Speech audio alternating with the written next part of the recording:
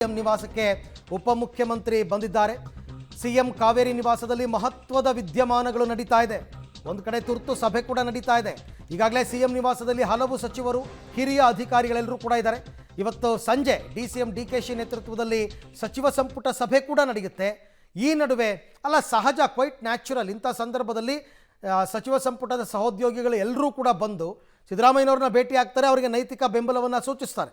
ಈ ಬಗ್ಗೆ ಮತ್ತಷ್ಟು ಮಾಹಿತಿ ನನ್ನ ಕೊಲೀಗ್ ಶ್ರೀನಿವಾಸ್ ಅವರಿಂದ ಪಡಿತಾ ಹೋಗ್ತೀನಿ. ಶ್ರೀನಿವಾಸ್, ಈಗ ಸಂಪುಟದ ಸಹೋದ್ಯೋಗಿಗಳು ಇಂಥ ಸಂದರ್ಭದಲ್ಲಿ ಮುಖ್ಯಮಂತ್ರಿಗಳನ್ನು ಬಂದು ಭೇಟಿಯಾಗೋದು, ಅವರಿಗೆ ಆತ್ಮಸ್ಥೈರ್ಯವನ್ನು ತುಂಬತಕ್ಕಂಥದ್ದು ಸಹಜವಾದ ಪ್ರಕ್ರಿಯೆ ಅಲ್ವಾ?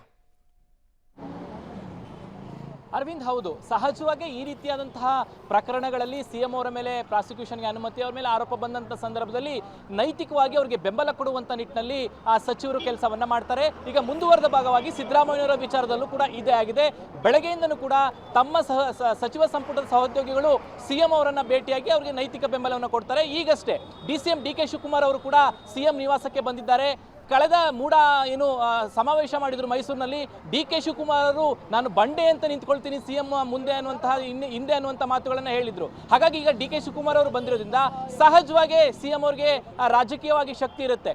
ಸಂಜೆ 5 ಗಂಟೆಗೆ ವಿಶೇಷ ಕ್ಯಾಬಿನೆಟ್ ಇರೋದ್ರಿಂದ ಅದು ಕೂಡ ಡಿಸಿಎಂ ಡಿಕೆ ಶಿವಕುಮಾರ್ ಅವರ ನೇತೃತ್ವದಲ್ಲಿ ಕ್ಯಾಬಿನೆಟ್ ನಡೆಯುತ್ತೆ. ಹಾಗಾಗಿ ಮುಂದಿನ ಪ್ರಕ್ರಿಯೆಗಳು, ಕ್ಯಾಬಿನೆಟ್ನಲ್ಲಿ ಯಾವ ನಿರ್ಣಯಗಳನ್ನು ಅಂಗೀಕಾರ ಮಾಡಬೇಕು, ಮುಂದಿನ ಕಾನೂನಿನ ಹೋರಾಟಕ್ಕೆ ಸಹಕಾರವಾಗುವಂತೆ ಯಾವ ರೀತಿ ನಿರ್ಣಯಗಳನ್ನು ಅಂಗೀಕಾರ ಮಾಡಬೇಕು, ರಾಜಕೀಯವಾಗಿ ವಿರೋಧ ಪಕ್ಷಗಳೇನು ಆಗ್ರಹ ಮಾಡ್ತಿದ್ದಾವೆ ಅದಕ್ಕೆ ಸಂಬಂಧಪಟ್ಟಂತೆ ರಾಜಕೀಯವಾಗಿ ಯಾವ ರೀತಿಯಾಗಿ ಟ್ಯಾಕಲ್ ಮಾಡಬೇಕು, ಈ ಎಲ್ಲ ವಿಚಾರಗಳನ್ನು ಕುರಿತು ಈಗ ಸಿಎಂ ಸಿದ್ದರಾಮಯ್ಯನವರು ತಮ್ಮ ಸಚಿವ ಸಂಪುಟದ ಸಹೋದ್ಯೋಗಿಗಳ ಜೊತೆ ಚರ್ಚೆಯನ್ನ ಮಾಡ್ತಿರುವಂತದ್ದು. Arvind, right, thank you Srinivas ತಮ್ಮೆಲ್ಲ ಮಾಹಿತಿಗೆ.